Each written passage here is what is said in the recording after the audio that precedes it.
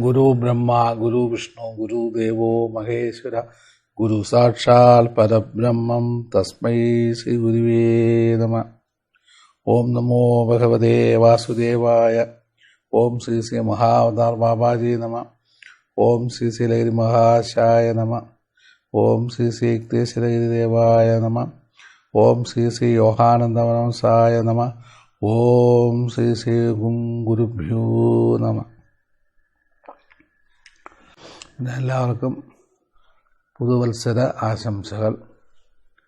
2025 ശരിക്ക് നമ്മളെല്ലാവരും ക്രിയായോഗ എടുത്തിട്ടുള്ള എല്ലാ ആത്മാക്കളും 2025 നല്ല ഒരു സാധകരായിട്ട് മാറണം. ഈ സാധനയിൽ കൂടി മാത്രമേ നമുക്ക് രക്ഷപ്പെടാൻ സാധിക്കുകയുള്ളൂ. അതുകൊണ്ട് എല്ലാവരും സാധന നല്ലവണ്ണം ചെയ്യുക. എപ്പോഴും ഗുരുവിൻ്റെ കടാക്ഷം നിങ്ങളുടെ കൂടെ ഉണ്ടായിരിക്കും. അത് മാത്രമല്ല, 2025 വരുന്ന സമയം നമ്മുടെ സൂക്ഷിക്കേണ്ട 2-3 കാര്യങ്ങൾ.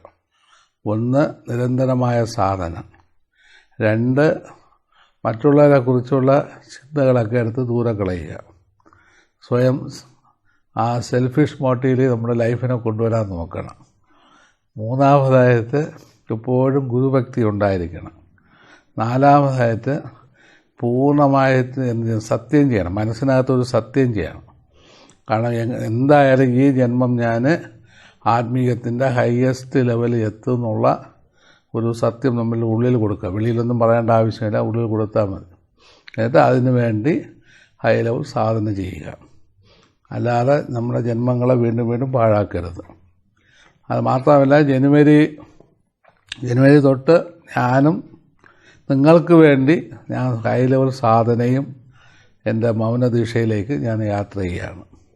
അത് നിങ്ങൾക്ക് നല്ലവണ്ണം പ്രയോജനം ചെയ്യുമെന്നുള്ളത് എനിക്ക് നല്ലവണ്ണം മനസ്സിലാവും. പിന്നെ നിങ്ങൾ ചെയ്യേണ്ട ഒരു കാര്യം, സത്യസന്ധമായ സാധനയിൽ കൂടി മാത്രമേ ഇത് അറ്റൻഡ് ചെയ്യാൻ ഒക്കൂ എന്നുള്ള ഒരു ധാരണ ഉണ്ടാക്കിയെടുക്കുക.